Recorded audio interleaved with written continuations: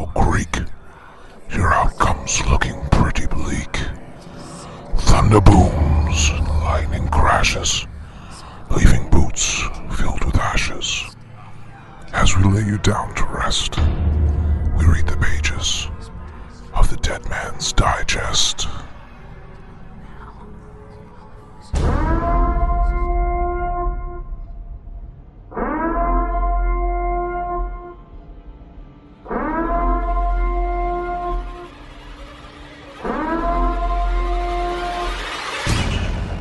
Greetings and welcome to a special series of the Dead Man's Digest, brought to you by the Unofficial Universal Orlando podcast. Over the next 10 days, we will be bringing you the history of Halloween Horror Nights at Universal Orlando. And we'll begin today by taking you through the first three events. Halloween Horror Nights started back in 1991, when the event was then known as Fright Nights. It took place in Universal Studios, Florida, and this first event was held over 3 nights, October 25th, 26th, and 31st. The tagline for the first event was, "Dying for a good Halloween party?" And the icons used that year were the Wolfman, Frankenstein's monster, Bride of Frankenstein, Dracula, the creature from the Black Lagoon, and the Mummy. This debut event only featured one house, which was called the Dungeon of Terror, and was situated in the Jaws queue, but contained many shows. Beetlejuice Dead in Concert, featuring the Ghostbusters at the New York Library. Chainsaw Massacre, Dr. Death, The Human Pincushion, Magical Mania, Madame Cousel, The Gypsy Fortune Teller, Cobra Woman, Dragon Breath, and those were all located in the streets of New York. Star Shower, Paul Revere and the Raiders, Monster Mardi Gras Costume Contest, that could all be found in Hollywood, and Universal Science Band, The Gravediggers, and Beetlejuice Graveyard Tours in Exposition Boulevard.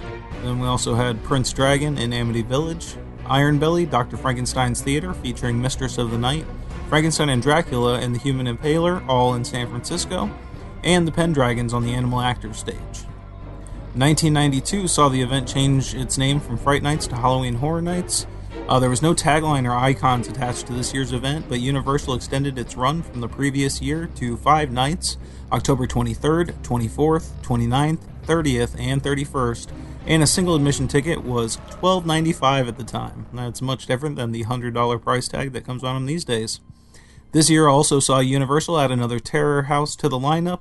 They brought back Dungeon of Terror and added The People Under the Stairs, located in Soundstage 23, and was a trip through a cryptic movie set that was based on the film by Wes Craven. Great movie if you've never seen it. Check it out. Although no scare zones were to be found, Universal added haunted attractions. Alien Forest, located at E.T. Adventure, Escape from a Ghoulish Forest to an Alien World. Tramway of Doom, located at Confrontation. Darkman Haunts New York, based on the film by Sam Raimi. Terror Underground, located at Earthquake, a blood-filled tour. And Voyage into the Unknown, located at Back to the Future. They dialed back the shows the second year to only a handful. They introduced a Halloween Horror Nights stable, which was Bill and Ted's Excellent Halloween Adventure. That time it was located at the Wild West stage, as well as Carnival of Horror in Hollywood, a one-night costume contest. The Pendragons and the Animals Actors stage, a magical act by this team of illusionists. Robosaurus in the streets of New York, and Thunderdome in Hollywood. An evil army and its barbaric queen terrorized guests. The following year and final year we'll cover on this episode was named the 3rd Annual Halloween Horror Nights. The event had no icons or tagline and took place over 5 nights again on October 23rd, 24th, 29th, 30th, and 31st.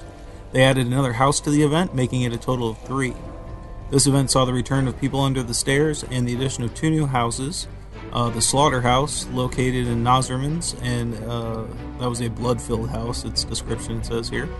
And the Psychopath Maze, located at the Bates Motel. Enter into the Bates Motel and relive the horror. There were no scare zones again, but we did see the return of Bill and Ted's Excellent Halloween Adventure and Robosaurus, as well as 5 other shows. Burn and Bury, which was a traveling show, a traveling burial show. That sounds very interesting. Crossbows of Death at Animal Actors stage. Split-second timing, each shot could be their last. Hex Maniacs in the Streets of New York, a magical show featuring illusions, including a cremation. Human Blockhead in San Francisco, and Rock Inferno featuring Herb Williams and Gibraltar in Hollywood. Ghouls dancing and rocking out the night. And that will conclude this trip through Halloween Horror Nights history. We wanted to give Halloween Horror Nights Crypt, HHNcrypt.com, a plug for supplying the info. If you enjoyed this look back in time, then join us again tomorrow for another 3 years of Halloween Horror Nights. So until tomorrow, sleep tight, Internet.